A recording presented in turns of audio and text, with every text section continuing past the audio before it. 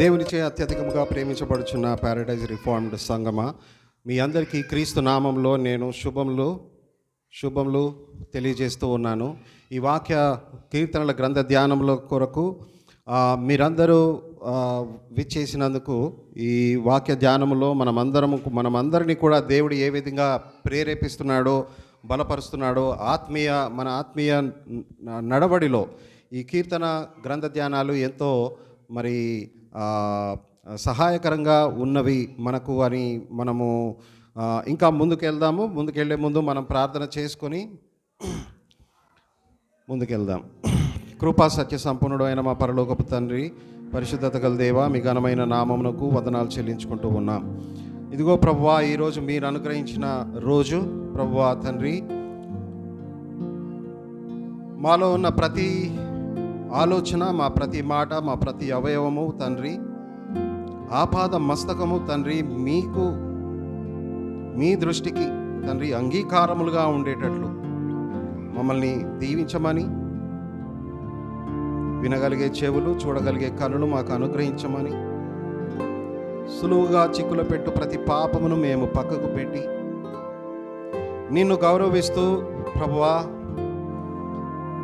నీ వాక్యమునకు తండ్రి, నీ వాక్యమును హెచ్చిస్తూ మమ్మల్ని మేము తగ్గించుకుంటూ, మమ్మల్ని మేము తిరస్కరించుకుంటూ, మాలో ఉన్న తండ్రి ప్రతి విధమైన ఆ లేజినెస్ని ప్రభువా మాకు పక్కకు పెట్టి ఆత్మీయ మెలకువను తండ్రి మీరు మాకు అనుగ్రహించమని, నన్ను మీ బోరగా వాడుకొనమని, నన్ను మీ మాటగా వాడుకొనమని యేసు ప్రభు అతి పరిశుద్ధ నామంలోనే ఈ ప్రార్థన అడిగి వేడుకుంటూ ఉన్నాం తండ్రి, ఆమెన్. కీర్తనలు 42వ అధ్యాయము మనము ఇప్పుడు చదవవలసిన భాగము 9, 10, 9వ వచనము, 10వ వచనం, 11వ వచనం, 9 నుంచి 11వ వచనం, 3 వచనములు మనము చదువుకుంటే మనము ఈ 42వ ధ్యానము మనము ముగించగలుగుతాము. కానీ ఒక్కొక్క పదము వెంబడి పదము వాటి యొక్క అర్థము ఏమై ఉన్నది, నా జీవితంలో ఆ పదాలను ధ్యానం చేసినప్పుడు నా పట్ల దేవుని ఉద్దేశం ఏమై ఉన్నది, నేను చేయవలసిన దేవునికి నేను ఇష్టడుగా ఉండడానికి నేను చేయవలసినవి ఏంటి అనే విషయాలు మనము ప్రతి ఒక్కరము ఆలోచించుకోవాలి. ఒక్కొక్కరికి ఏమి చేయాలనో దేవుడు ఒక్కొక్కరితో మాట్లాడతాడు. అదే వాక్యము అందరితో మాట్లాడుతూ ఉన్నది. కాబట్టి 9వ వచనం, కావున నీవేళ నన్ను మరచి ఉన్నావు, శత్రుబాధ చేత నేను దుఃఖాక్రాంతుడనై సంచరించవలసి వచ్చినేమి అని నా ఆశ్రయదుర్గమైన నా దేవునితో నేను మనవి చేయుచున్నాను. ఇక్కడ మనవి చేస్తూ ఉన్నాడు.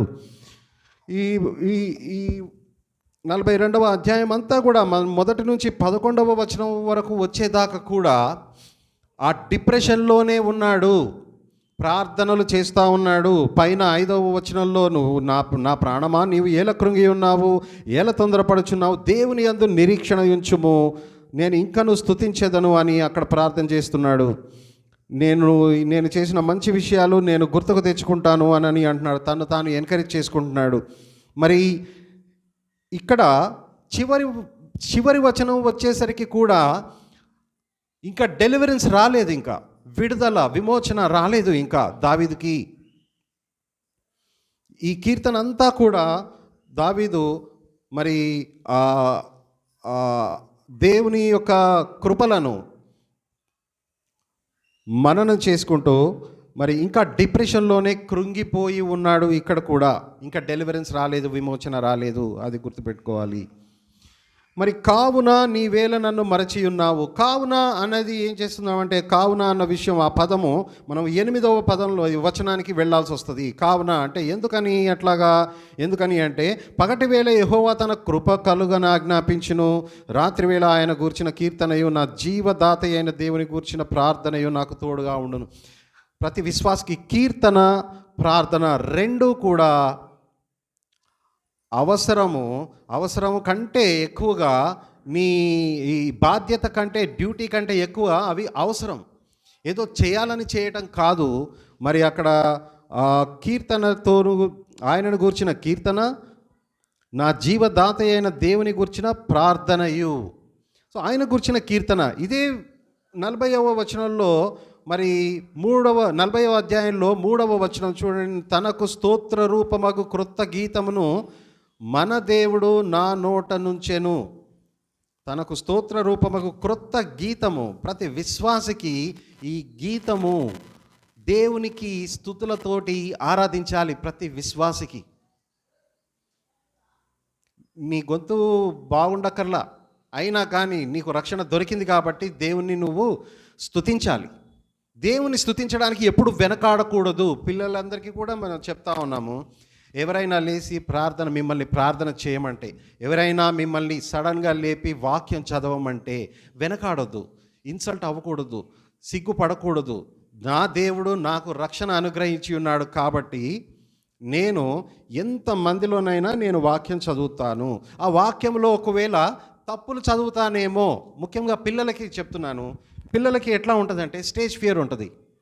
పబ్లిక్లో నిలబడి మాట్లాడాలి అంటే స్టేజ్ ఫియర్ ఉంటుంది. నాకు కూడా చాలా స్టేజ్ ఫియర్ ఉంది. ఆ స్టేజ్ ఫియర్లో ఏమవుతుంది, ఒకవేళ అందరూ నవ్వుకుంటే నవ్వుకొని, నా ప్రభువు కోసము నేను ఆ ఇన్సల్ట్ కూడా నేను తీసుకుంటా, నా దేవుని కోసం ఆ ఇన్సల్ట్ కూడా తీసుకుంటా అని ఒక 2 మెట్లు ముందుకెళ్ళి ఆలోచించాలి మనం. అంతటి పరిపక్వత, అంతటి మెచ్యూరిటీ పిల్లలకు రావాలి. నా దేవుడు నా కోసము సిలువ మరణమే చెందాడు. నా దేవుడు చేదు చిరకను తీసుకున్నాడు సిలువలో.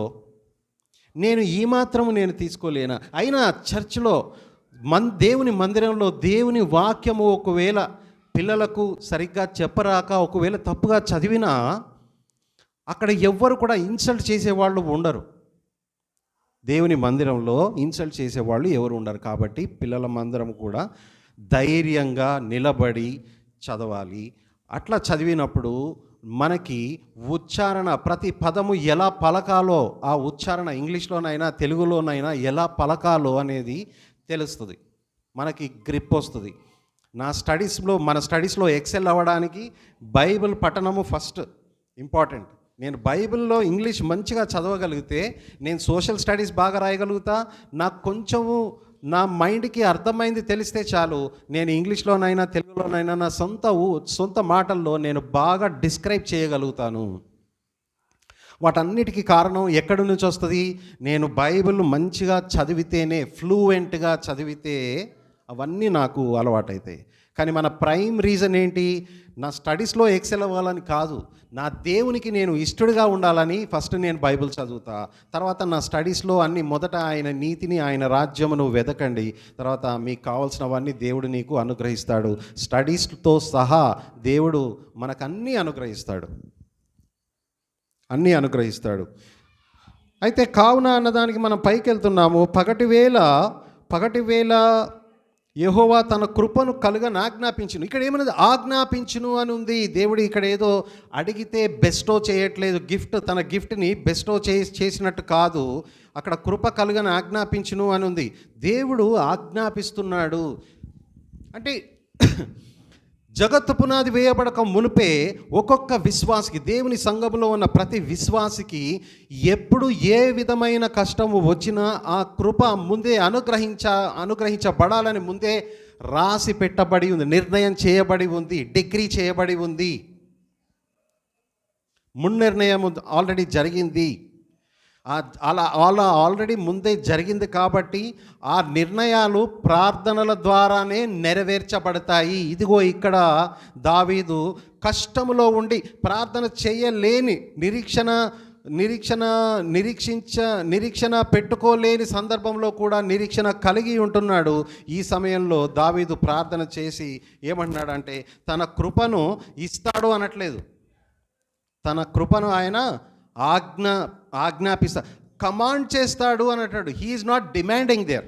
Okay, he's not demanding there, but already నిర్ణయం చేయబడిన ఆయన కృపను నాకు కృపను ఆజ్ఞాపిస్తాడు. అంటే దేవుని కృపను నాకు ఫర్ షూర్, ఫర్ సర్టన్, ఖచ్చితంగా ఇంకా డెలివరీస్ రాలేదు, ఇంకా విమోచన రాలేదు, తన ప్రాబ్లమ్స్ నుంచి విడుదల లేదు, అయినా కానీ దేవుడు నన్ను పట్టించుకుంటాడు, దేవుడు జోక్యం చేసుకుంటాడు. సౌలు నుంచి వచ్చిన ప్రతి ఈట నుండి దావీదును తనను ఆల్రెడీ రక్షించాడు.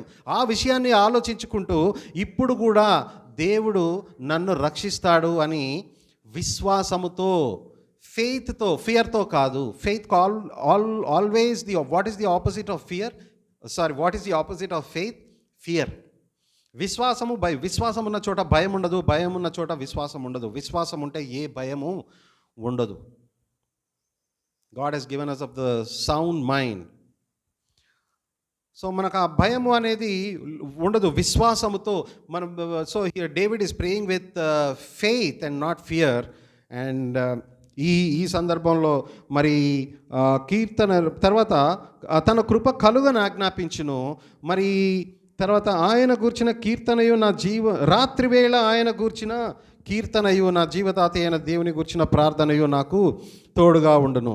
మరి కీర్తనలు 84 11వ అధ్యాయం చదువుతారా? పగటిపూట రాత్రిపూట దావీదుకు ఒకేలాగా ఉన్నాయి దేవుని యొక్క నడిపింపు. నేను నిన్ను ఎన్నడూను విడువను ఎడబాయను అని చెప్పిన దేవుడు ఇప్పుడు ఎందుకు కనిపించట్లేదు నాకు?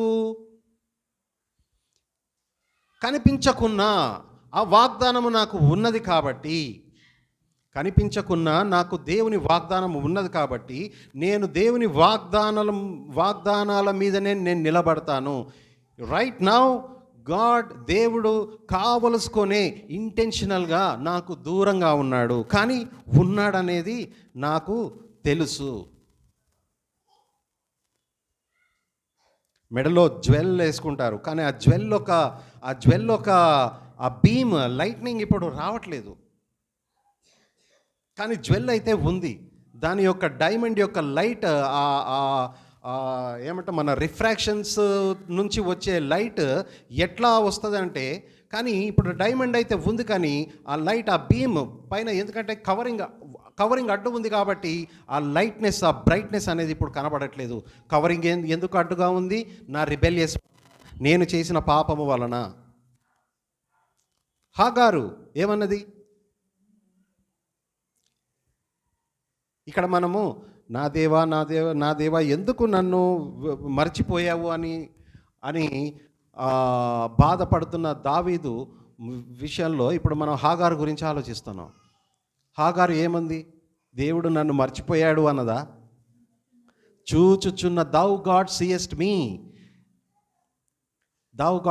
me L Rohi, thou God seest me, చూచుచున్న దేవుడు.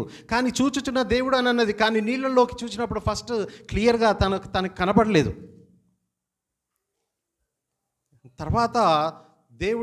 తర్వాత తనకి ప్రస్ఫుటముగా కనబడించాడు. సో నీకు కష్టకాలంలో, సఫరింగ్ టైంలో దేవుడు నీకు దూరముగా ఏ సహాయము చేయకుండా ప్రావిడెన్షియల్ కేర్ అనేది దూరం అవుతుంది, దూరం చేస్తున్నాడు దేవుడు. ప్రావిడెన్షియల్ కేర్. ఆకాశ పక్షులను చూడండి, అవి విత్తవు, అవి కోయవు, నువ్వెందుకు చింతిస్తున్నావు అని. కానీ ఇక్కడ ఆకలైనా కూడా తన ఆకలి గురించి బాధపడట్లేదు. ఆకలైనా కూడా దావీదు ఎక్కడెక్కడ తిరిగాడు? గుహలలో తిరిగాడు. ఇంకో వేరే దేశముకు వెళ్ళి ఆ రాజు దగ్గర ఏదో ఆ ప్రీస్ట్ దగ్గర ఏదో చెప్పి నాకు ఇప్పుడు ఆకలి అవుతుంది, నాకు ఆ రొట్టెలు ఇవ్వండి అని చెప్పి అడుక్కోవాల్సి వచ్చింది. ఆదులము గుహలో ఉండాల్సి వచ్చింది. ఎక్కడెక్కడో తిరుగుతున్నాడు దావీదు. సౌలు చంపాలని చూస్తే దావీదు ఎక్కడెక్కడో తిరుగుతూ ఉన్నాడు తను తప్పించుకోవడానికి. అంత కష్టకాలంలో ఆకలితో ఇంత కష్టంలో ఉంటుండగా మరి ఇక్కడ ఏమంటున్నాడంటే, నేను మరి పగటి వేళ నాకు దేవుడు తన కృపను ఆజ్ఞాపిస్తాడు అని చెప్తా ఉన్నాడు. మరి కీర్తనలు 84 11వ అధ్యాయం చదవండి. 84వ అధ్యాయం 11వ వచనం. దేవుడైన యెహోవా సూర్యుడును కేడెమునై ఉన్నాడు. ఆ. యెహోవా కృపయు ఘనతయు అనుగ్రహించును. యథార్థముగా ప్రవర్తించు వారికి ఆయన ఏ మేలును చేయక మానడు. ఏ మేలును చేయక మానడు, యథార్థముగా ప్రవర్తించే వారికి. కీర్తనలు 84:13. అట్లాగే మీకా 7వ అధ్యాయము 8వ వచనము ఇక్కడ చూడండి. సో ఇక్కడ నేను నైట్ టైం గురించి, రాత్రి వేళ ఏమంటున్నాడు ఇక్కడ? రాత్రి వేళ ఆయన గురించిన కీర్తనయు నాకు, ఆయన గురించి నైట్ టైం. నాకు తెలిసి ప్రతి విశ్వాసకి నైట్ టైం ఎంతో మంచి టైం. అది దేవునితో వాక్యం చదువుకోవడానికి అది మంచి సమయం ప్రతి విశ్వాసికి. మరి ఇక్కడ నాకు దేవుడు తన కీర్తనను ఇచ్చి ఉన్నాడు అని చెప్తా ఉన్నాడు. మరి ఇక్కడ మీకా 7వ అధ్యాయం 8వ వచనం ఏం చెప్తుందో చూడండి. నా శత్రువా, నా మీద అతిశయింపవద్దు. నేను క్రింద పడినను తిరిగి లేతును. నేను అంధకారమందు కూర్చున్నాను, యెహోవా నాకు వెలుగుగా ఉండును. నేను అంధకారములో కూర్చున్నాను, యెహోవా నాకు వెలుగై ఉన్నాడు అని అంటున్నాడు. యాక్చువల్గా you are the light of the world అని యేసుక్రీస్తు విశ్వాసులను అన్నాడు కదా. ప్రతి విశ్వాసిని ye are the light of the world. కానీ నేనే ఒక అంధకారంలో, నేనే చీకటిలో కూర్చుని అంధకారంలో కూర్చున్నప్పుడు అప్పుడు ఏమవుతుంది? ఇక్కడ విశ్వాసం అవసరమవుతుంది, రైట్? దేవుడు నా వెలుగును చీకటిగా మారుస్తాడు. ఇది ఎవరన్నారు ఈ మాట? ఈ మీకా 7:8లో నా వెలుగును, when I sit in darkness the Lord shall be a light unto me. The Lord shall be a light unto me. ఇంకా విమోచింపబడలేదు, పాపము ద్వారా చిక్కబడి ఉన్నాడు, అందులో విమోచన అట్లాగే కొనసాగట్లేదు, పాపములో కొనసాగట్లేదు. పాపములో చిక్కబడి ఉన్నాడు కానీ పాపంలో కొనసాగట్లేదు. తన పాపంది ఉన్నట్టుగా తాను వచ్చినప్పుడు ఉన్నట్టుగా కన్ఫెస్ చేసుకున్నాడు. నేనే ఐ యామ్ ద వన్ అని అన్నాడు. ఆయన నన్ను వెలుగులోకి రప్పించును అని ఉంది. అట్లాగే మరి నా వెలుగునే చీకటిగా మార్చువాడు అని ఎవరన్నారు? కీర్తనలు 18వ అధ్యాయము 28వ వచనం చదవండి. The lord my God will enlighten my darkness. The lord my God will enlighten my darkness. నా దీపము వెలిగించువాడవు నీవే, నా దేవుడైన యెహోవా చీకటిని నాకు వెలుగుగా చేయును. చీకటిని నాకు వెలుగుగా నా చీకటిని వెలుగుగా చేసేవాడు దేవుడే. కాబట్టి అట్లా విశ్వసించి ఇంకా ముందుకెళ్తున్నాడు. ఇంకను నేను ఆయనను స్తుతించేదను అని ఇంకా ముందుకెళ్తున్నాడు. అనుకూల సమయం కాదు, ప్రతికూల సమయంలో కూడా దేవుని కృపలయందు టెండర్ కేర్, లవింగ్ కైండ్నెస్, దేవుని కృపలయందు దాన్ని మననం చేసుకొని తాను ముందుకెళ్తున్నాడు. అట్లాగే ఇంకా యోబు 27వ అధ్యాయము 10వ వచనం చదవండి.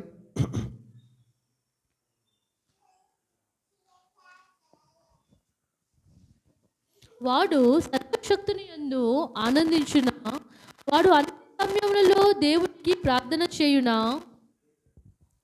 దేవుని హస్తము గూర్చి నేను మీకు ఉపదేశించెదను. 27:10. He delights himself in the Almighty without any disturbance.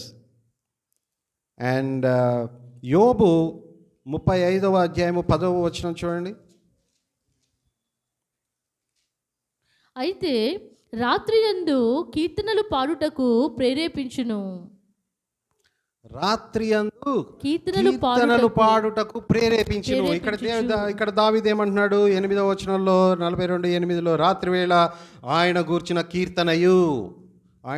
కీర్తనయు నా జీవదాత అయినా, అంటే నాకు జీవాన్ని అనుగ్రహించాడు, నిత్య జీవాన్ని. ఉట్టి జీవం కాదు, నాకు నిత్య జీవాన్ని అనుగ్రహించాడు. నాకు జీవాన్ని ఆయనే నాకు నీతిదాత, జీవదాత ఆయనే. సో నా జీవదాత అయిన దేవుని గూర్చిన ప్రార్థనయు నాకు తోడుగా ఉండును. కీర్తనయు ప్రార్థనయు ఈ రెండు తోడుగా ఉంచుకుంటాను. అందును బట్టి కావున నీవేళ నన్ను మరచి ఉన్నావు. శత్రుబాధ చేత నేను దుఃఖాక్రాంతుడనై సంచరించవలసి వచ్చినేమి. నీవేళ నన్ను మరచి ఉన్నావు. నీవేళ నన్ను మరచి ఉన్నావు. సో మరచి ఉన్నావు అంటే ఇప్పుడే మనం చెప్పుకున్నాము, ఆ కష్టమైన సమయంలో దేవుడు నాతోటి లేడా అన్న తలంపులు ఖచ్చితంగా వస్తాయి. ఆ హాగరు అన్నట్టు చూచుచున్న దేవుడు నా మొరని, నా ఘోషని ఆలకించాడు దేవుడు అన్న విషయము హాగారు చూసినట్లుగా యోబు కూడా తన కష్టాలలో యోబు ఏమన్నాడు, నేను దిగంబరిగా వచ్చాను, naked came I and naked will I go unto him. Blessed be the name of the Lord. యెహోవా నామము ఆశీర్వదించబడునుగాక అని దేవుని నామమును అతను మననం చేస్తూ ఉన్నాడు ఈ కష్టమైన సమయంలో.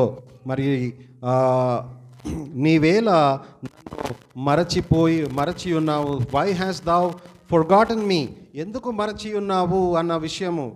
సో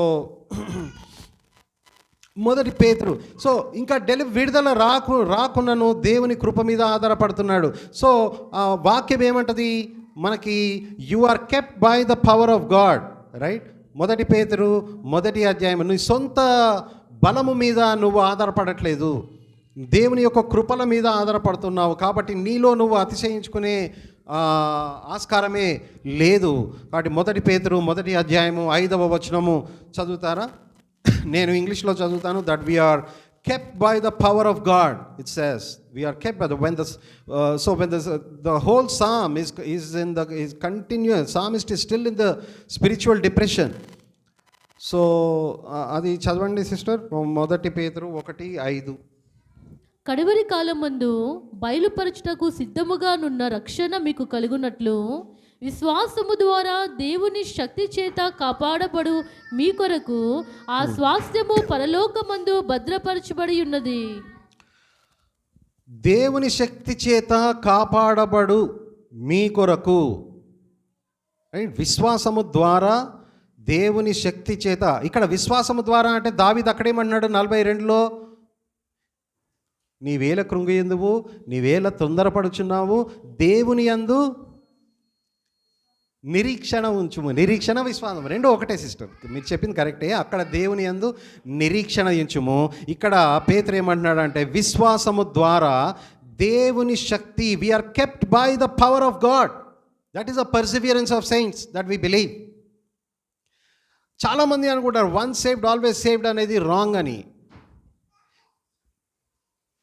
దాని ప్రాపర్ అండర్స్టాండింగ్స్లో ఎవరు వన్ సేవ్డ్ ఆల్వేస్ సేవ్డ్ అంటే గ్రేస్ ఆఫ్ గాడ్ని లైసెన్స్గా తీసుకొని పోవడం కాదు అక్కడ ఆ సిద్ధాంతము. ప్రపోర్షనల్గా beauty is a matter of symmetry.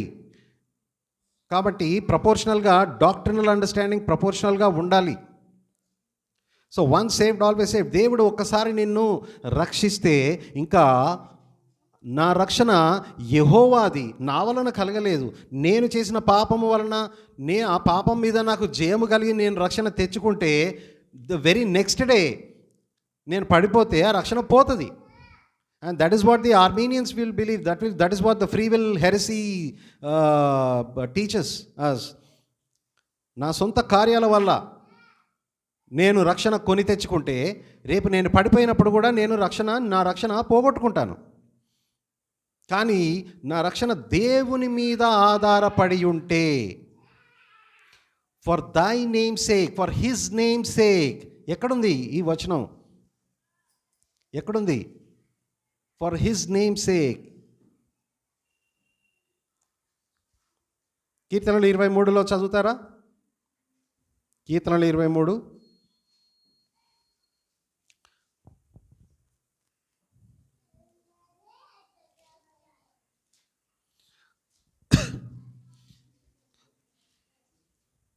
కీర్తనలు 23లో ఉంటుంది.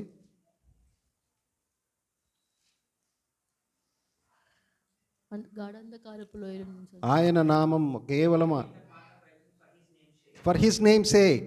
అదే కదా మనకి. చదవండి తెలుగు. నా ప్రాణమునకు ఆయన సేదచున్నాడు, తన నామమును బట్టి నీతి మార్గములలో నన్ను తన నామమును బట్టి నీతి మార్గములలో ఆయన నన్ను నడిపించుచున్నాడు. తన నామమును బట్టి, ఎవరి విషయమో కాదు. తను నిబంధన దేవుడు, నిబంధనను నెరవేర్చిన దేవుడు,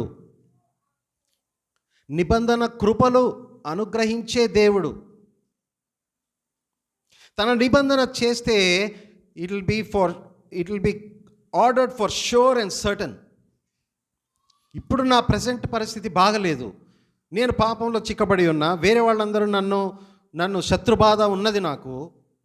కానీ వీటన్నిటి మీద ఈ ప్లేన్ ఈ ప్లాట్ఫామ్ అంతటి నుంచి నేను ఇంకొక 2 మెట్లు పైకి లేచి నేను దేవునిని నేను ఇంకను స్తుతిస్తాను. ఎందుకంటే ఆయన నిబంధన దేవుడు, నిబంధనను నెరవేర్చే దేవుడు.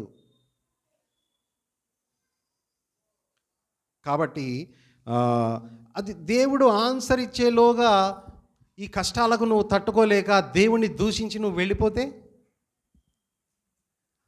అంతకంటే మిజరబుల్ ఇంకొకటి ఉండదు కదా. God is about to answer you and you said it's enough God, I don't want to go through this. నీకు వెంటనే మనకు పాపం చేయాలి అంటే ఒక 5 నిమిషాలు కాదు, వెంటనే సడలిపోవడానికి, విశ్వాసంలో సడలిపోవడానికి. కానీ ఖచ్చితంగా దేవుడు నిబంధన నిలిపే దేవుడు, రిస్టోర్ చేసే దేవుడు. ఎన్నిసార్లు పడిపోయినను, ఇంతకుముందు అదే చదివాం కదా మీకా 7లో, నేను ఎన్నిసార్లు పడినను,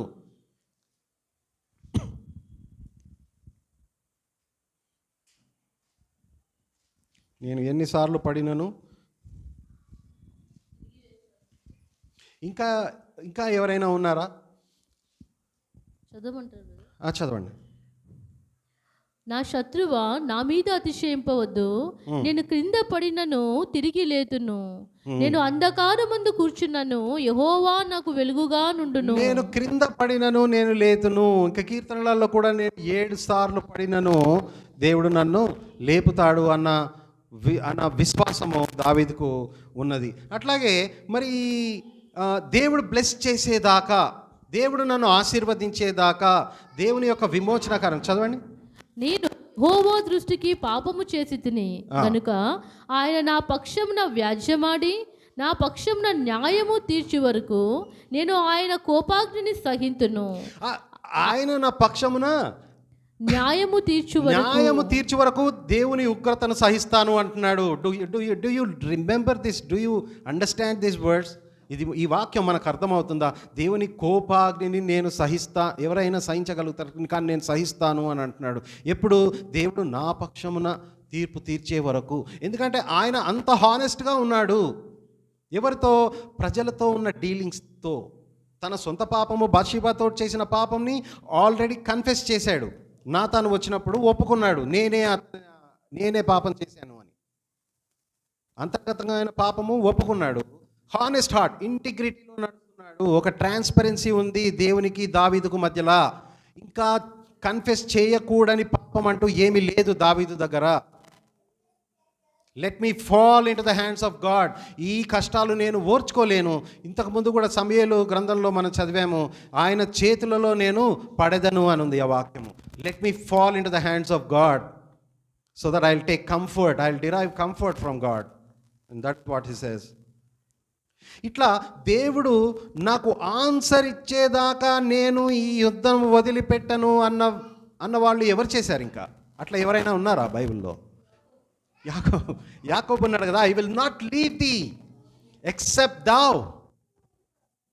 I will not leave thee except thou bless me, I will not leave thee, నేను నిన్ను విడువను, నీవు నన్ను ఆశీర్వదించితేనే కానీ నేను నిన్ను పోనివ్వను అని అన్నాడు. ఎక్కడ? మన ఆదికాండం 32వ అధ్యాయము 26వ వచనము. నీవు నన్ను ఆశీర్వదించితేనే కానీ నేను నిన్ను పోనివ్వను అనేను. Okay, I will not let thee go except thou bless me. ఇట్లా అట్లాగే యేసు ప్రభువు చేసిన పారబుల్స్లో ఎవరైనా ఉన్నారా? రొట్టె ముక్కలు కాదు, అక్కడ విధవరాలు. లూకా 18 చదవండి, మొదటి 7 వచనాలు, 7, 8, మొదటి 8 వచనాలు చూడండి. అక్కడ ఆ విధవరాలు ఏమంటది? ఒక రాజు అంట దేవుడు అంటే పట్టించుకోడంట, ప్రజలంటే పట్టించుకోడంట. అటువంటి రాజుకు దగ్గరికి వెళ్ళి నాకు న్యాయం చేయమని గోజాడుతూ ఉంది. ఆ విధవరాలు గోజాడుతూ ఉన్నది, ప్రతిరోజు వెళ్తూ ఉంది. ఆ రాజు ఏమనుకున్నాడంటే, ఈమె నా దగ్గరికి ప్రతిరోజు వచ్చి నన్ను డిస్టర్బ్ చేస్తుంది, ఎన్నిసార్లు ఈ ఈ ఈ విసుగు ఈ నసుక్కు ఇది ఏమంటాం, విసుక్కోవటం లేకపోతే నసబెట్టడం అనేది నాకు నా వల్ల అవ్వట్లేదు అని విసుక్కొని ఆ రాజు ఆ విధవరాలు అడిగింది ఇచ్చేస్తాడంట. ఎవరు ప్రజలంటే పట్టలేదు, దేవుడంటే గౌరవం లేని ఆ రాజుకే అంత ఉంది. నేను నిన్ను ప్రేమించేవాడను, విడువను ఎడబాయను అని వాగ్దానం చేసిన వాడను, నేను నిన్ను ఇంకా ఎంత ప్రేమిస్తాను అని దేవుడు అంటున్నాడు ఇక్కడ. చదువుతారా? ఆ పట్టణములో ఒక విధవరాలు ఉండెను. ఆమె అతని యొద్దకు తరచుగా వచ్చి నా ప్రతివాదికిని నాకును న్యాయము తీర్చమని అడుగుచూ వచ్చును గాని అతడు కొంతకాలము ఒప్పకపోయెను. తరువాత అతడు నేను దేవునికి భయపడకయు మనుష్యులను లక్ష్య పెట్టకయు ఉండినను ఈ విధవరాలు నన్ను తొందరపెట్టుచున్నది కనుక ఆమె మాటి మాటికి వచ్చి గోజాడకుండానట్లు ఆమెకు న్యాయము తీర్తునని తనలో తాను అనుకునెను. మరియు ప్రభు ఇట్లనెను, అన్యాయస్తుడైన ఆ న్యాయాధిపతి చెప్పిన మాట వినుడి. దేవుడు తాను ఏర్పరచుకున్న వారు దివారాత్రులు తన్ను కూర్చి మొర్రపెట్టుకొనుచుండగా వారికి న్యాయము తీర్చడా? అన్యాయస్తుడైన ఆ రాజు న్యాయం తీర్చినప్పుడు దివారాత్రములు విశ్వాసి మొరపెడితే దేవుడు, ప్రేమించే దేవుడు, చూచుచున్న దేవుడు మీకు న్యాయము చేయడా అని అంటున్నాడు. ఇదిగో ఇవి కదా దావీదు అర్థం చేసుకొని ఇంకా వెయిట్ చేసే విశ్వాసం ద్వారా నడిచేది దావీదు ఇక్కడ 42వ కీర్తనలో. మరి ఇంకా పౌలు ఏమన్నాడు? 2వ కొరింథీయులకు రాసిన పత్రిక 1వ అధ్యాయం 8వ వచనం. 2వ కొరింథీయులకు రాసిన పత్రిక 1వ అధ్యాయము 8వ వచనం చదవండి. సహోదరులారా, ఆసియాలో మాకు తటస్థించిన శ్రమను గూర్చి మీకు తెలియకుండుట మాకు ఇష్టము లేదు. అదేదనగా మేము బ్రతుకుదుమను నమ్మకము లేక, విన్నారా? అదేదనగా మేము బ్రతుకుదుమను నమ్మకము లేకయుండునట్లుగా మా శక్తికి మించిన అత్యధిక భారము వలన ఏమాయను? కృంగిపోయెను. ఇక్కడ దావీదు కూడా కృంగిపోయి ఉన్నాడు. పౌలు కూడా కృంగిపోయి ఉన్నాడు. 2వ కొరింథీయులకు రాసిన పత్రిక 1వ అధ్యాయం 8వ వచనము. బ్రతుకుదమనే నమ్మకము లేదు, చావాలని అనిపించింది పౌలుకి కూడా. మా మించిన అత్యధిక భారము వలన కృంగిపోతిమి. And beloved, this is how God works in the life of a believer. నీలో ఉన్న ప్రతి ఏ అప్రోచ్ అయినా, ఏ దారైనా, ఇది తీసుకుంటా అది తీసుకుంటా అని వేరే దేంట్లో ఎందులో నమ్మకం ఉంచావో ఆ నమ్మకం అంతా తీసేస్తాడు. ఒక్కొక్క సపోర్ట్ తీసేస్తాడు. ఒక్కొక్క సపోర్ట్ తీసేసిన తర్వాత ఒక్కడే ఉంటావు. ఆ ఏలియా లెక్క అప్పుడు ఏమంటామంటే, నేను నా పితరుల కంటే నేనేమి తీసిపోను, నన్ను కూడా చంపేయి. యోనా లెక్క నన్ను కూడా చంపేయి. మోషే లెక్క నన్ను కూడా చంపేయి. నేను ఇంతమంది ప్రజలని నేను తీసుకురాలేదు, నువ్వే కదా స్టార్ట్ చేసింది అని. మరి ఇక్కడ పౌలు కూడా మరి మేము బ్రతుకుతామన్న నమ్మకం మాకు లేదు అని అంటున్నాడు. మా శక్తికి మించిన అత్యధిక భారం వలన కృంగిపోయాము. So this is how the life of a believer. There will be a despondency, dejection, disappointment, discouragement, disillusionment, disquietedness, depression, ఇవన్నీ ఉంటాయి. శ్రమలన్నిటిలో కూడా ఇవన్నీ అనుగ్రహించి దేవుడు మీకు ఒక శ్రమల నుంచి తప్పించే మార్గం కూడా మీకు ఏర్పాటు చేస్తాను అని అన్నాడు. 1 కొరింథీయులు 10వ అధ్యాయము 13వ వచనం. 1 కొరింథీయులు 10వ అధ్యాయం 13వ వచనము. సాధారణముగా మనుషులకు కలుగు శోధన తప్ప మరి ఏదయో మీకు సంభవింపలేదు. దేవుడు నమ్మదగినవాడు. మీరు సహింపగలిగినంత కంటే ఎక్కువగా ఆయన మిమ్మల్ని శోధింపబడనీయడు. అంతేకాదు, సహింపగలుగుటకు ఆయన శోధనతో కూడా తప్పించుకున్న మార్గమును కలుగచేయును. తప్పించుకొనుటకు, సహింపగలుగుటకు. ఇంతకుముందు ఏమి చదివాము? మీకా 7:8లో అక్కడ ఆయన ఉగ్రతను సహిస్తాను, ఆ దేవుని యొక్క న్యాయము తీర్పు వచ్చేదాకా ఆయన కోపాగ్నిని నేను సహిస్తాను అని అక్కడ మీకాలో చదివాము. ఇక్కడ ఏమంటున్నాడు? 1 కొరింథీయులు 10:11 సహింపగలుగుటకు. సహింపగలుగుటకు, వింటున్నారా? సహింపగలుగుటకు ఆయన శోధనతో కూడా తప్పించుకొను మార్గము కలుగచేయును. సహించగలిగే ఓర్పును ఇస్తాడు. ఆ సహించగలిగే ఓర్పు ఏమవుతుంది? పేషెన్స్ని ఇస్తుంది. పేషెన్స్ నుంచి పర్సివియరెన్స్ వస్తుంది. పర్సివియరెన్స్ నుంచి ఫైనల్గా ఏమొస్తుంది? నిరీక్షణ వస్తుంది. నిరీక్షణ తర్వాత ఫలం ఏంటి? ఫలము అది ఏం ఫలం? సహనము, ఆత్మీయ ఫలము కాదు, పరిశుద్ధత. The peaceable fruit of righteousness, ఆత్మఫలం. హెబ్రీయులకు రాసిన పత్రిక 10వ అధ్యాయాన్ని చూస్తారా?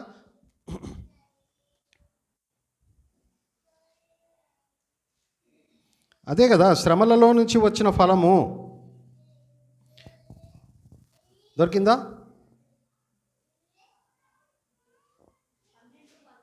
12. ఓకే, చదవండి సిస్టర్.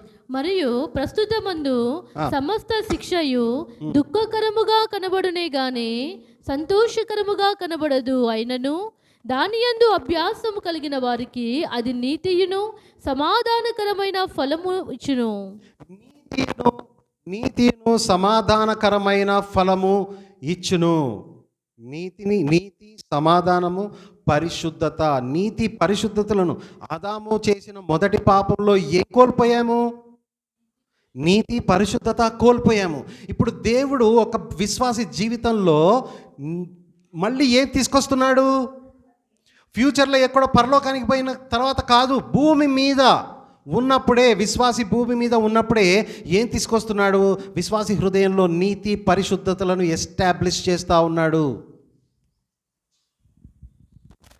అంత గొప్ప కార్యము దేవుడు మన పట్ల చేస్తున్నాడు. అది మనం గమనించాలి. యోసేపు పొటిఫర్ భార్య దగ్గర నుంచి, పొటిఫర్ భార్య టెంప్ట్ చేస్తే యోసేపు పారిపోయాడు. ఏ పాపంలో పడలేదు. దావీదు పాపంలో పడిపోయి పాపము ఎక్కడెక్కడ విస్తరించిందో అక్కడ దేవుని కృప, దావీదు జీవితంలో కృప అంతకంటే అంతకు విస్తరించింది. ఇక్కడ కృప గురించి ఎవరికి ఎక్కువ తెలుసు? యోసేపుకా, దావీదుకా? దావీదుకే కదా ఎక్కువ తెలిసింది. దావీదుకే ఎక్కువ తెలుసు. సో నా కృప ఎక్కువ తెలుసుకోవాలి అంటే ఇప్పుడు నేను పోయి పాపం చేస్తా అంటారా ఏంటి? అది అది అది తప్పుడు ఆలోచన. అక్కడ పోయి మనకు కావాల్సిన యోసేపు లెక్కనే ఉండాలి. ఒకవేళ సణిగితే, విశ్వాసంలో సన్నగిల్లి తొట్టిల్లితే, అంతకుముందు క్వశ్చన్ అడిగింది, తొట్టిల్లితే అంటే ఎట్లా బ్రదర్? ఆ యూదా 24లో, జూడ్ 24లో తొట్టిల్లకుండా మిమ్మల్ని కాపాడువాడు అంటే మరి విశ్వాసి తొట్టిల్లిపోవట్లేదా? దావీదు తొట్టిల్ల లేదా? పేతురు తొట్టిల్ల లేదా? ఆ తొట్టిల్లు పాటు ఏంటి, ఈ తొట్టిల్లు పాటు ఏంటి? రెండు ఒకటేనా? విశ్వాసము నుంచి తొట్టిల్లకుండా, విశ్వాసము పాపములో పడ్డా కూడా, చీకటిలో ఉన్నాడు దావీదు ఇక్కడ, అయినా కానీ విశ్వాసంలో మాత్రము తొట్టిల్లట్లే. అబ్రహాము కూడా విశ్వాసంలో తొట్టిల్లలేదు.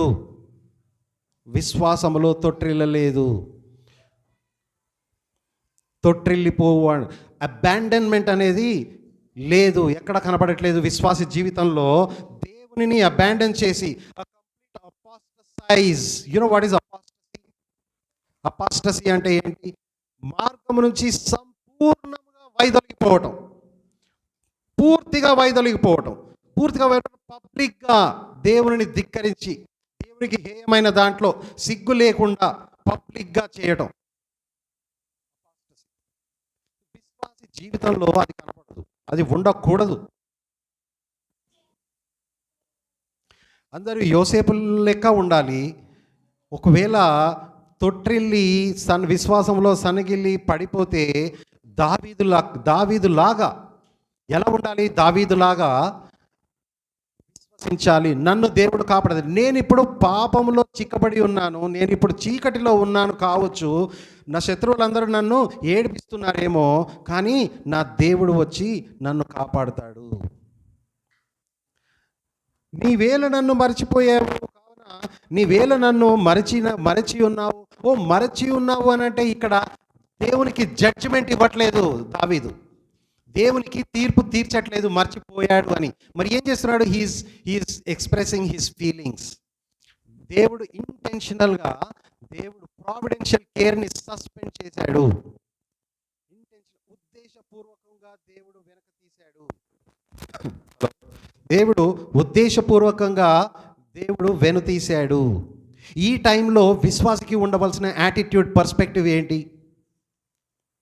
నాలో పాప నియమం ఉంది, నాలో ఉన్న పాప నియమము నన్ను పాపం చేయడానికి ప్రేరేపిస్తూ ఉంది. సో నీలో ఇంకా ఒక పాప నియమమే ఉందా? మరి ఇంకా ఏమీ లేదా? ఆత్మ నియమం లేదా నీలో?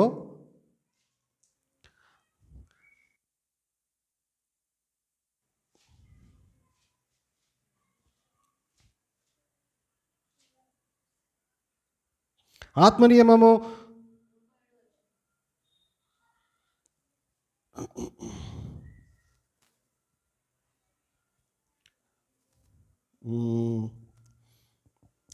మీలో ఏం లేదు.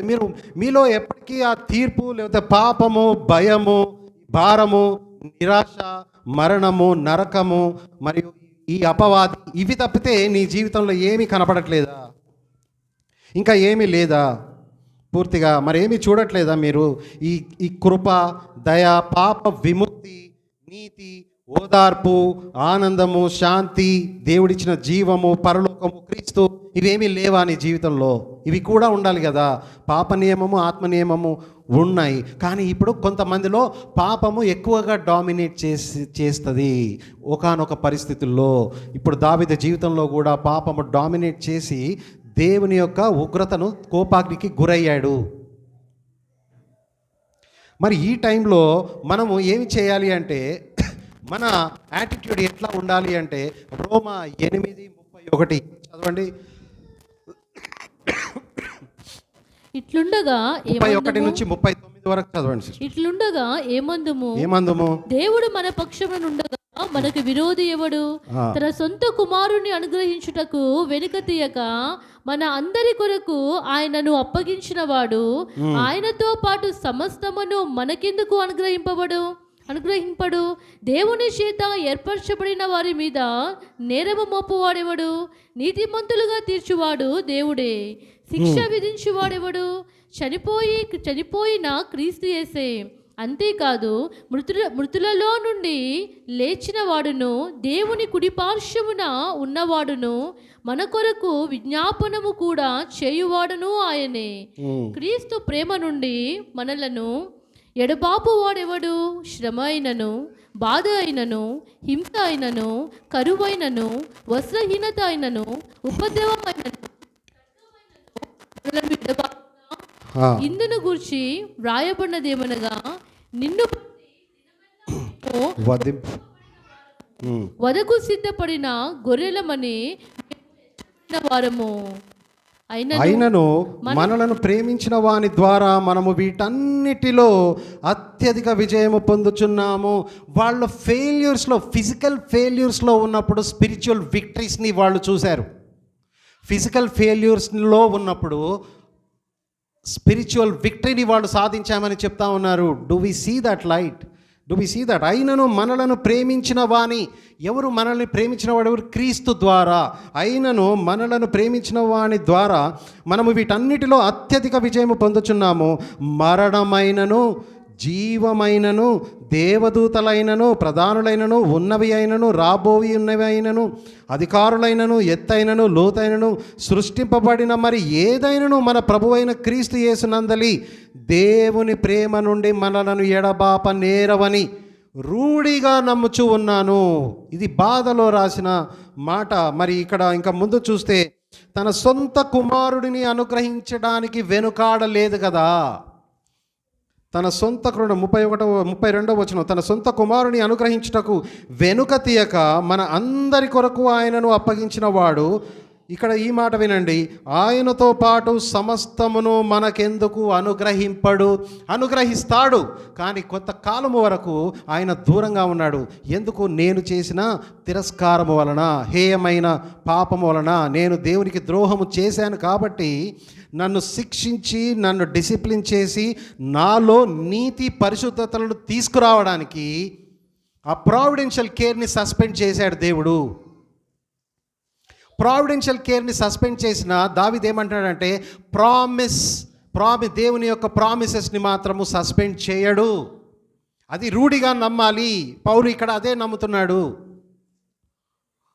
ప్రావిడెన్షియల్ care, divine providence may fail at some times, but divine promises will never fail. నేను నిన్ను ఎన్నడను విడువను ఎడబాయను అన్న దేవుడు మరి ఇక్కడ పౌలు కూడా ఏమంటున్నాడంటే, మరి క్రీస్తు ప్రేమ నుండి మనలని ఎడబాపువాడు ఎవరు?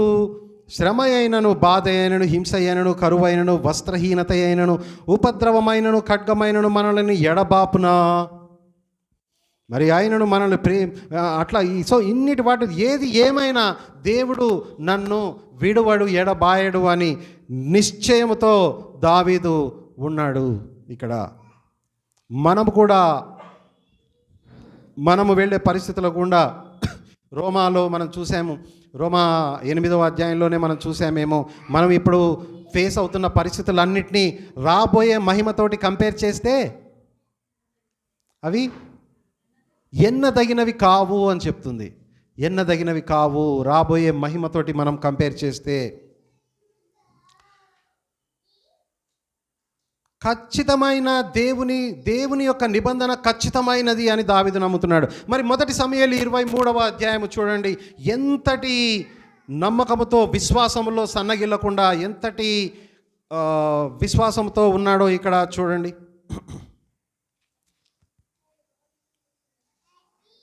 ఎందుకు అంటే అది చదవబోయే ముందు మనం ఇది చదువు. కీర్తనలు 30వ అధ్యాయము 11, 12.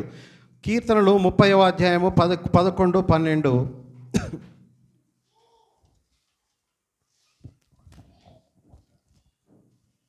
నా ప్రాణము మౌనముగా నుండక నిన్ను కీర్తించినట్లు నా అంగలార్పును నీవు నాట్యముగా మార్చి ఉన్నావు.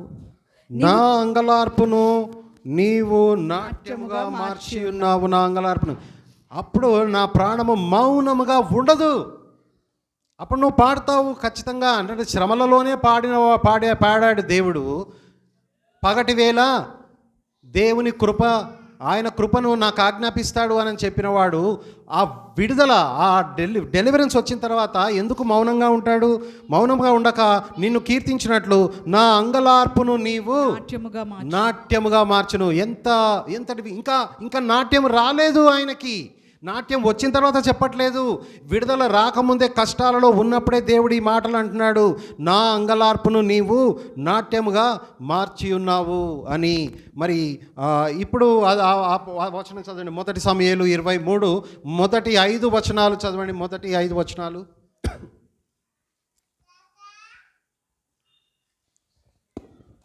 తరువాత ఫిలిష్తీయులు కెయీలా మీద యుద్ధము చేసి కళ్ళముల మీది ధాన్యమును దోచుకొనుచున్నారని దావీదునకు వినబడెను. అంతటా దావీదు, నేను వెళ్ళి ఈ ఫిలిష్తీయులను హతము చేయుదునా అని యెహోవా యొద్ద విచారణ చేయగా, యెహోవా, నీవు వెళ్ళి ఫిలిష్తీయులను హతము చేసి కెయీలాను రక్షించుమని దావీదుకు సెలవిచ్చెను. దావీదుతో కూడి ఉన్న జనులు, మేము ఇచ్చట యూదా దేశంలో ఉండినను మాకు భయముగా ఉన్నది. ఫిలిష్తీయుల సైన్యములకెదురుగా కెయీలాకు మేము వచ్చినడలా మరింత భయము కలుగును కదా అని దావీదుతో అనగా, దావీదు మరలా యెహోవా యొద్ద విచారణ చేసెను. నీవు లేచి కెయీలాకు వెళ్ళుము, ఫిలిష్తీయులను నీ చేతికి అప్పగించుదునని యెహోవా సెలవీయగా, దావీదును అతని జనులను కెయీలాకు వచ్చి ఫిలిష్తీయులతో యుద్ధము చేసి వారిని లెస్సగా హతము చేసి వారి పశువులను దోచుకుని వచ్చిరి. ఇలాగున దావీదు కెయీలా కాపురస్తులను రక్షించెను.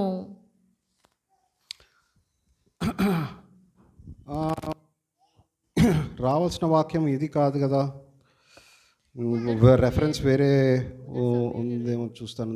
My house be not with God,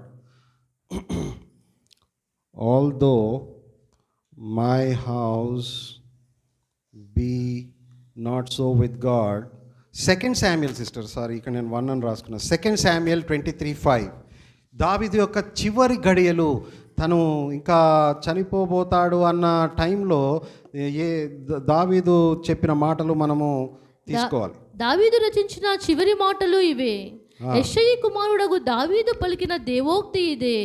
యాకోబు దేవుని చేత అభిషక్తుడైన మహాధిపత్యము నొందిన వాడును, ఇశ్రాయేలీల స్తోత్ర గీతములను మధురగానము చేసిన గాయకుడు నగు దావీద్ పలికిన దేవోక్తి ఇదే. పలుకుచున్నాడు, యెహోవా ఆత్మ నా ద్వారా పలుకుచున్నాడు, నా ద్వారా పలుకుచున్నాడు. ఆయన వాక్కు మీరు చదివిన తర్వాత నేను చదువుతాను సిస్టర్, ఎందుకంటే మీ మైక్ బాగుండట్లేదు. మీరు చదివిన తర్వాత నేను చదువుతాను. యెహోవా ఆత్మ నా ద్వారా పలుకుచున్నాడు, నా ద్వారా పలుకుచున్నాడు. యెహోవా వాక్కు నా నోట ఉన్నది.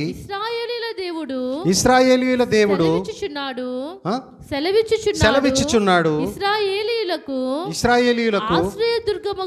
ఆశ్రయదుర్గమగువాడు నా ద్వారా మాట్లాడుచున్నాడు.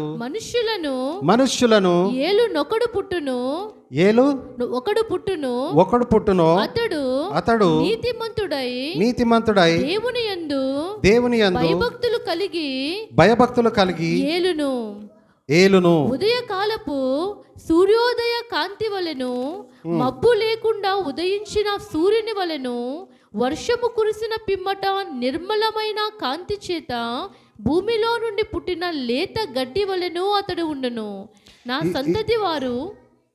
సిస్టర్, ఇది 5వ వచనమేనా మీరు చదివేది? 23వ అధ్యాయము. నా సంతతి వారు దేవుని దృష్టికి అనుకూలులే కదా. ఆయన నాతో నిత్య నిబంధన చేసి ఉన్నాడు. ఆయన నిబంధన సర్వసంపూర్ణమైన నిబంధన. ఆమేన్. ఆయన నిబంధన సర్వసంపూర్ణమైన నిబంధనే. అది స్థిరమాయను. దేవునికి పూర్ణానుకూలము. అది నాకు అనుగ్రహింపబడిన రక్షణార్థమైనది. నిశ్చయముగా ఆయన దానిని నెరవేర్చును. చూసారా ఈ వాక్యం ఎంత గొప్పగా ఉందో, ఎంత రిచ్గా ఉందో ఈ వాక్యము. నా సంతతి వారు దేవుని దృష్టికి అనుకూలులే కదా.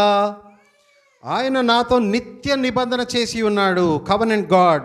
ఆయన నిబంధన సర్వసంపూర్ణమైన నిబంధన. ఇంగ్లీష్లో ఎట్లా ఉంది? Although my house be not so with God, yet he had made with me an everlasting covenant. నిత్య నిబంధన, an everlasting covenant, ordered in all things and sure. Ordered in all things and sure. అది స్థిరమాయను, దేవునికి పూర్ణానుకూలము. అది నాకు అనుగ్రహింపబడిన రక్షణార్థమైనది. For this is all my salvation and all my desire, although he make it not to grow. So ఇంత గొప్ప ఆలోచన కలిగి, విశ్వాసం కలిగి ఉన్నాడు.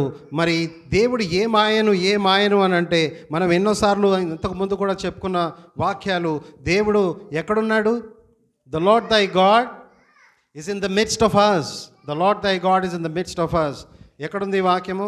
డిట్రానమీ, జెఫన్యా 3వ అధ్యాయము 17వ వచనం. ఇది ఆల్రెడీ మనం చదువుకున్నాం ఇంత ప్రీవియస్ సెషన్స్లో.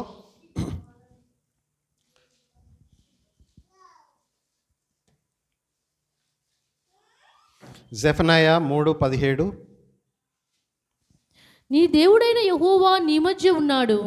ఆయన శక్తిమంతుడు, ఆయన మిమ్మల్ని రక్షించును. ఆయన బహు ఆనందముతో నీ యందు సంతోషించును. నీ యందు తనకున్న ప్రేమను బట్టి శాంతము వహించి నీ అందలి సంతోషము చేత ఆయన హర్షించును. తర్వాత డ్యూటరానమీ, ద్వితీయోపదేశకాండం 6వ అధ్యాయము 4-9.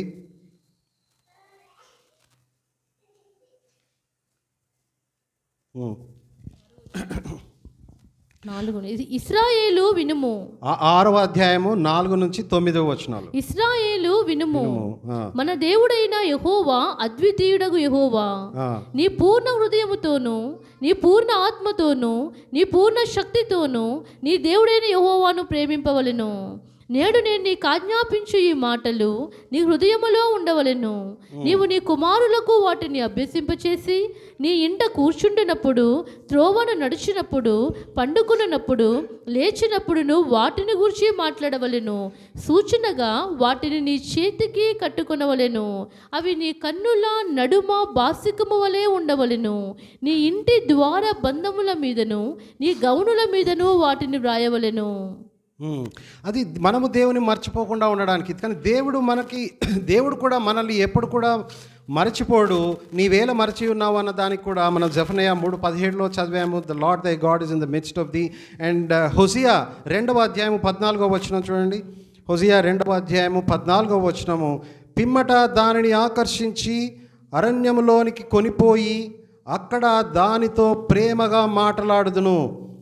అక్కడ నుండి దానిని తోడుకొని వచ్చి దానికి ద్రాక్ష చెట్లు నెత్తును. ఆకోరు శ్రమగల లోయను. ఆకోరు లోయ గుర్తుందా? వ్యాలీ ఆఫ్ ఏకార్, ఆకాను. ఆకోరు లోయ సంబంధించింది. ఆకాన్ ఏమైంది? ఏం స్టోరీ? గిడియోను తన వాళ్ళందరూ ఉన్నారు. దేవుని యొక్క ఆశీర్వాదము అక్కడ రావట్లేదు. శత్రురాజుల మీద యుద్ధం జయించిన తర్వాత ఆ శత్రురాజుల దగ్గర ఏదైతే తనకు అవసరం ఉందో ఆకాను ఏం చేశాడు? గుర్తుందా? ఆకాను తనకు అవసరమైన అన్నీ దాచిపెట్టుకున్నాడు. భూమిలో దాచిపెట్టుకున్నాడు తవ్వి తనకు అవసరమైనవి. దేవుడు ఏమన్నాడంటే, ఒకటి కూడా మీరు వదలకుండా అన్నీ పారవేయండి, తీసేసేయండి అని అంటే ఆకాను వచ్చి అవన్నీ భూమిలో పాతి పెట్టాడు. ఇంకా దేవుని బ్లెస్సింగ్స్ రావట్లేదు. ఎన్నోసార్లు ప్రార్థన చేసినా అవ్వట్లేదు. ఇంతకుముందు మనం చెప్పుకున్నాం కదా, పుండు ఎక్కడుందో మందు అక్కడ పెట్టాలి అని. గాయం ఎక్కడైతుందో మందు అక్కడ పెట్టాలి. పుండు ఒక చోట ఉండి మందు ఇంకో దగ్గర రాస్తే పని చేయదు. ఇక్కడ ఆకాను ఏదైతే దేవుడు చేయొద్దన్నాడో ఆకాను అక్కడ దాచిపెట్టాడు అవన్నీ. మరి అది రెజల్యూషన్ ఎట్లా వస్తుంది? అది దేవుని దగ్గరికి వెళ్తే దేవుడు గిద్యోనికి చెప్తాడు, మీలో ఒకడు హేయమైనది చేశాడు, దాచిపెట్టుకున్నారు అని చెప్తే అక్కడ ఉన్న వాళ్ళందరూ ఏం చేశారు తెలుసా? అక్కడ ఉన్న వాళ్ళందరూ గిద్యోనుతో ఉన్న ఆర్మీ అంతా ఏం చేశారు? తర్వాత రాళ్లతో కొట్టి చంపారు తన మీద. ఎందుకంటే ఆయన వలన మొత్తం దేవుని సంఘం అంతా దెబ్బతింది. దేవునికి కూడా హేయమైనది చేశారు కాబట్టి ఏం చేశారు? ఎక్స్కమ్యూనికేట్ చేశారు ఆ వ్యక్తిని. ఆకోరు లోయ ద వ్యాలీ. అక్కడ హోప్. ఆకోరు లోయ ఏంటి? అక్కడ ద వ్యాలీ ఆఫ్ ఏకార్ దగ్గర దేవుడు ఏదైతే పాడైందో అక్కడనే సంఘాన్ని కరెక్ట్ చేసి సంఘంలో ఒక వ్యక్తి పాపములో చిక్కబడి ఉన్నాడో, తప్పులో కొనసాగుతూ ఉన్నాడో, God will purify his church. God will sanctify his church by way of what? Purging. వాక్యము అనే ఉదక స్నానంతో నిన్ను పూర్తిగా శాంక్టిఫై చేస్తాడు. శాంక్టిఫై చేసుకొని, అందుకే అక్కడ వ్యాలీ ఆఫ్ ఏకార్ దగ్గర దేవుని నిరీక్షణ ఉంటుంది. ఇంకా ఆకోరు లోయ, ఇక్కడ ఆకోరు శ్రమల గల లోయను నిరీక్షణ ద్వారముగా చేసేదను. దేవుడే అంటున్నాడు ఆకోరు లోయ ఏమంది? ఆకోరు లోయను నిరీక్షణ ఎట్లయింది? తప్పు ఎక్కడున్నదో దేవుడు చెప్పి ఆ తప్పును వెలికి తీశాడు. అప్పుడు దేవుని యందు నిరీక్షణ దొరికింది. అది ఇచ్చట నుండి నా మాట వినను. 15th verse. And there will I give her vineyards and make the valley of Achor a door of hope. And there she shall answer as in the days of her youth, as at the time when she came out of the land of Egypt. Okay, కీర్తనలు 34వ అధ్యాయము 18 నుంచి 22వ వచనాలు. కీర్తనలు 34వ అధ్యాయము విరిగి ఉమ్, విరిగిన హృదయము గల వారికి యెహోవా ఆసన్నుడు, నలిగిన మనసు గల వారిని ఆయన రక్షించును. నీతిమంతునికి కలుగు ఆపదలు అనేకములు, వాటి అన్నిటిలో నుండి యెహోవా వారిని విడిపించును. దేవుడు ఎప్పటికైనా రిజైడ్ అయ్యేది, దేవుడు ఎక్కడెక్కడ ఉంటాడు? దేవుడు పరలోకంలో ఉంటాడు. దేవుడు 2 చోట్ల ఉంటాడు ఎప్పటికీ, పరలోకంలో, తర్వాత విశ్వాసి హృదయంలో. Heaven of heavens, even the heaven of heavens also will not contain him, but he is going to come and reside in my heart. He is residing and presiding in my heart. What ఆ ఆలోచన మనకి ఎంత mind blowing thought అయి ఉండాలి. ఇన్స్పైరింగ్గా ఉంటుంది ఈ ఆలోచన. దేవుడు తను తానే ఎప్పటికీ చెప్తా ఉంటాను, సార్వభౌముడైన దేవుడు మనుషుల చేతులతో కట్టిన టెంట్స్తో చేయబడిన మందసములో వచ్చాడు. ఫస్ట్ తనను తాను నిర్బంధించుకున్నాడు. తన వాళ్ళ కోసము మనుషుల చేతులతో కట్టిన మందసములో నిర్బంధించుకున్నాడు తనను తాను. తర్వాత మూవబుల్ ట్యాబర్నాకిల్, ఆ ట్యాబర్నాకిల్ ఒక చోటి నుండి ఇంకొక చోటికి నడిపించాల్సి వచ్చింది. ఆ ట్యాబర్నాకిల్ మందసాన్ని పాత నిబంధనలో ఆ విధంగా దేవుడు తనను తాను నిర్బంధించుకుంటే, కొత్త నిబంధనలో తనను తాను క్రీస్తులో నిర్బంధించుకున్నాడు. మీరు నన్ను చూస్తే తండ్రిని చూచినట్లు కాదా? దేవుడు తనను తాను క్రీస్తులో నిర్బంధించుకున్న తర్వాత, క్రీస్తు మరణ పునరుద్ధానుడై ఆరోహణుడైన తర్వాత, మరి సార్వభౌముడైన దేవుడు తనను తాను ఎలా నాలో ఉంటున్నాడు, నాలో నిర్బంధించుకున్నాడు దేవుడు తనను తాను. అంత గొప్ప దేవుడు నా హృదయంలో ఉండగా, అంత గొప్ప దేవుడు నా హృదయంలో ఉండగా, ఇప్పుడు ఈ క్వశ్చన్స్ వేసుకోవాలి. నీవేలా తొందరపడుతున్నావు? క్రీస్తును తన సొంత అద్వితీయ కుమారునిని అనుగ్రహించడానికే వెనకాడలేదు. ఇప్పుడు నేనెందుకు వెనకాడాలి? నాకు దేవుడు ఖచ్చితంగా సహాయం చేస్తాడు. దేవుడు తనను తాను నా హృదయంలో ఇంకా నివసిస్తూనే ఉన్నాడు. నేను ఆలయ మందిరంలోకి వెళ్ళకున్నా, నా హృదయం అనే మందిరంలో, నా హృదయం అనే ఆలయంలో దేవుడు ఇంకా ఉన్నాడు. దేవుడు ఇంకా ఉన్నాడు.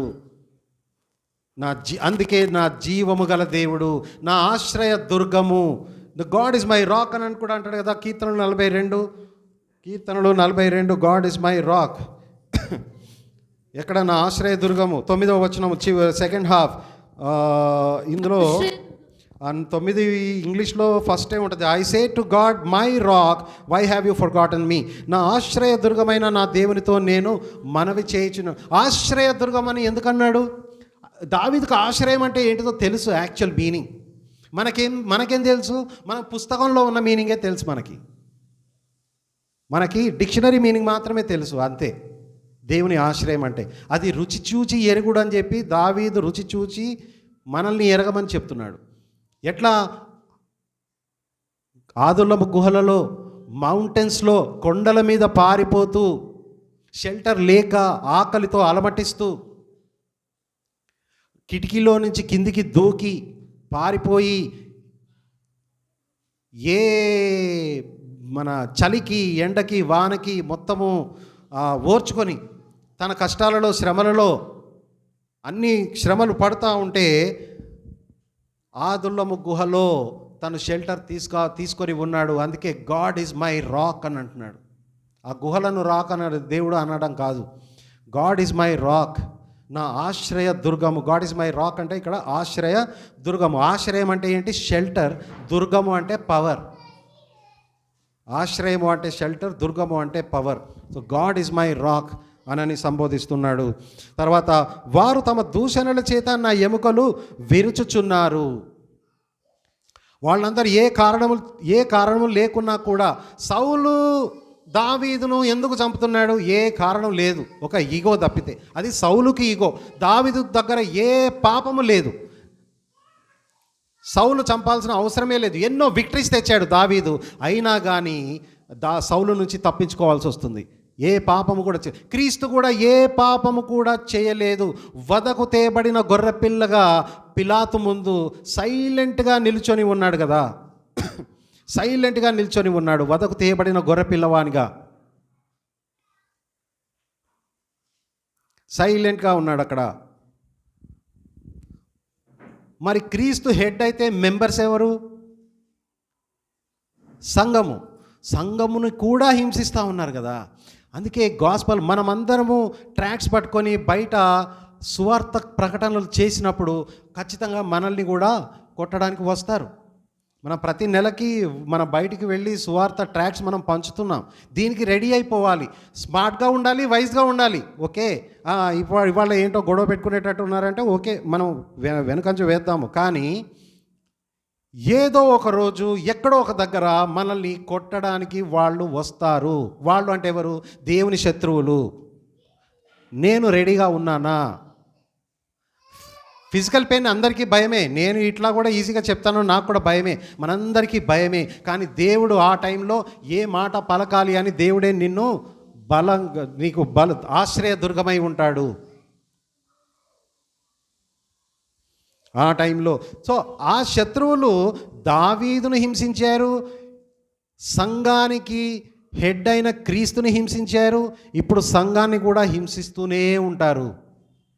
శత్రుబాధ చేత నా ఎముకలు విరుగుచున్నవి.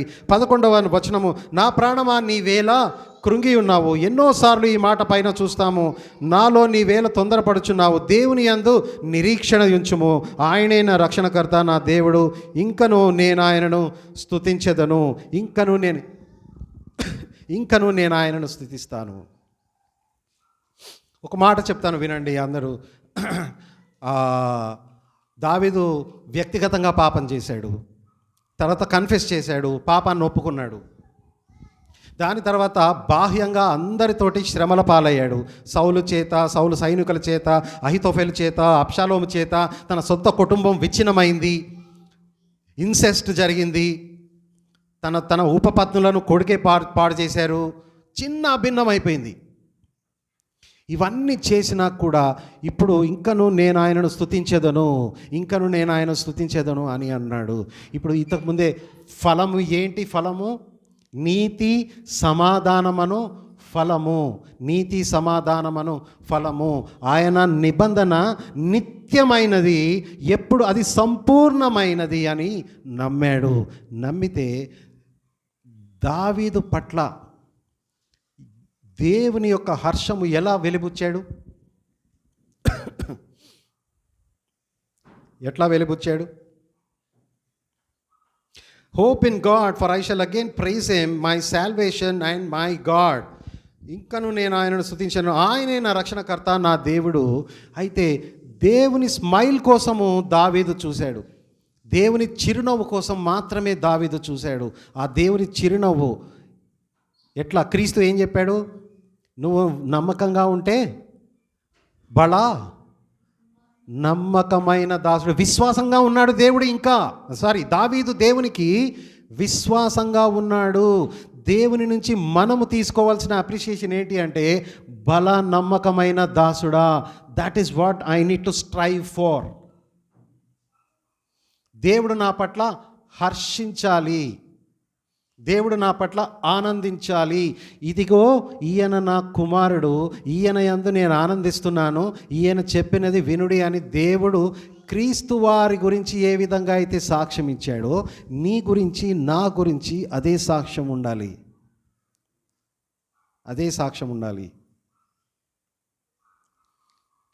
తన చివరి రోజులలో, గడియలలో ఎటువంటి సాక్ష్యం పొందుకున్నాడు చూడండి. మొదటి రాజులు 15వ అధ్యాయము 5వ వచనము.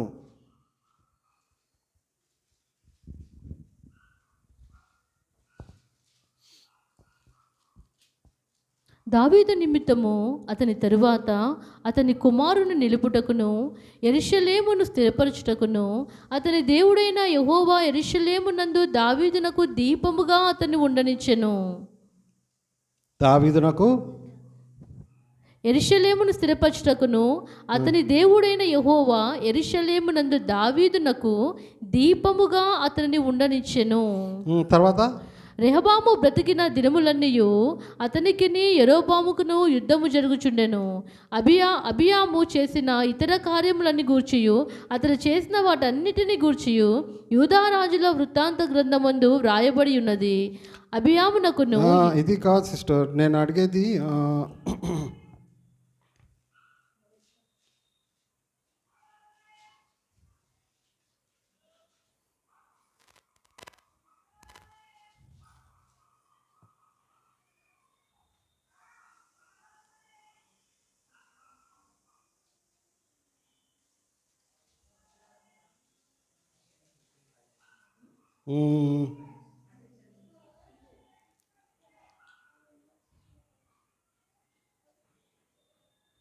ఇప్పుడే చెప్తాను.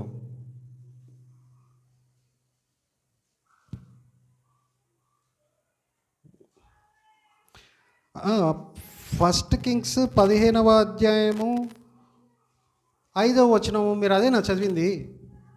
ఏదే, because David did that which is right in the eyes of the lord అని ఉంది కదా ఇక్కడ. మొదటి రాజులు 15వ అధ్యాయం 5వ నేను తీస్తాను. దావీదు నిమిత్తము లేదు, 4వ వచనం నుంచి ఉంది బ్రదర్. దావీదు హిత్తీయుడైన ఉరియా సంగతి మరి ఇది ఎందుకు రాలేదు? ఇది 4వ వచనంలో ఉంది బ్రదర్. అవునా? 4వ వచనంలో కలిపి ఉందా? ఓకే ఓకే, కలిపి లేదు, విడిగానే ఉంది బ్రదర్. సరే సరే. దావీదు హిత్తీయుడైన ఉరియా సంగతి యందు తప్ప తన జీవిత దినములన్నీయు యెహోవా దృష్టికి యథార్థముగా నడుచుకొనుచు యెహోవా అతనికిచ్చిన ఆజ్ఞలలో దేని విషయమందును తప్పిపోకుండెను. చూసారా, ఏ దావీదు ఇక్కడ ఎంత మంచి సాక్ష్యము తీసుకున్నాడు. బాత్షెబా విషయము తప్పితే తాను బ్రతికిన దినములన్నీ యెహోవాకి ఇష్టపూర్వకముగా జీవించాడు. యెహోవాకి, దేవునికి ఇష్టపూర్వకముగా జీవించాడు. మరి తన కొడుకు గురించి ఏం రాయబడింది? తన కొడుకు గురించి ఏం రాయబడింది? హలో, తన కొడుకు విషయమై, కొడుకు ఎవరు? సొలొమోను. సొలొమోను విషయంలో ఏం రాయబడింది? యెహోవా దృష్టికి అతను చెడు నడత నడిచాడు. చివరి వరకు కూడా ఆయనకు కావాల్సిన జ్ఞానం ఇచ్చాడు, అన్నీ ఇచ్చాడు దేవుడు. కానీ సొలొమోను తీసుకున్న సొలొమోను యొక్క టెస్టిమనీ ఏంటి? యెహోవా దృష్టికి చెడు నడత నడిచాడు అంట. మరి దావీదు చూడండి, ఒక్క బాత్షెబాతో చేసిన పాపము తప్ప, అంటే ఆ పాపం చేసి ఒప్పుకున్నాడు. దాని తర్వాత తన జీవితం అంతా కూడా దేవుని దృష్టికి అనుకూలముగా ఇష్టడిగా జీవించాడు. David did that which is right in the eyes of the Lord and turn not aside from anything that he commanded. దేవుడు ఏదైతే కమాండ్ చేశాడో దాని నుంచి డీవియేట్ అవ్వలేదు. All the days of his life except only in case of Bathsheba. What a testimony! అంటే దావీదు పాపములో కొనసాగలేదు. మనము కూడా పాపములో పడిపోతామేమో, కానీ అందులోనే కొనసాగకూడదు అన్న విషయము మనం గమనించాలి. ఓకే, సో దావీదు నిలబెట్టుకున్న అటువంటి జీవితము, అటువంటి మంచి సాక్షి గల జీవితము దేవుడు మనకందరికీ అనుగ్రహించాలి అని నేను కోరుకుంటూ నేను ఇచ్చిన ప్రార్థనతో మనం ముగిద్దాం. కృపా సత్య సంపన్నుడు అయిన మా పరలోకపు తండ్రి, పరిశుద్ధత గల దేవా, మీ ఘనమైన నామమునకు వందనాలు చెల్లించుకుంటూ ఉన్నాం. ప్రభువా తండ్రి, మేము కష్టంలో ఉన్నను, శ్రమల పాలైనను, పాపములో చిక్కబడినను తండ్రి, మీరు మమ్మల్ని ఎప్పటికైనా ఓదారుస్తారు. నా వెలుగును మీరే నా చీకటిని మీరే వెలుగుగా మారుస్తారు అని ప్రభువా మేము రూఢిగా నమ్ముచూ ఉన్నాం తండ్రి. ఇక్కడ కూడి వచ్చిన ప్రతి ఒక్కరికి సహాయం చేయండి తండ్రి. నీకు ఇష్టలుగా బ్రతకడానికి మాకు సహాయం చేయమని యేసు ప్రభు ప్రశస్త నామంలోనే ప్రార్థన వేడుకుంటూ ఉన్నాం తండ్రి. ఆమేన్.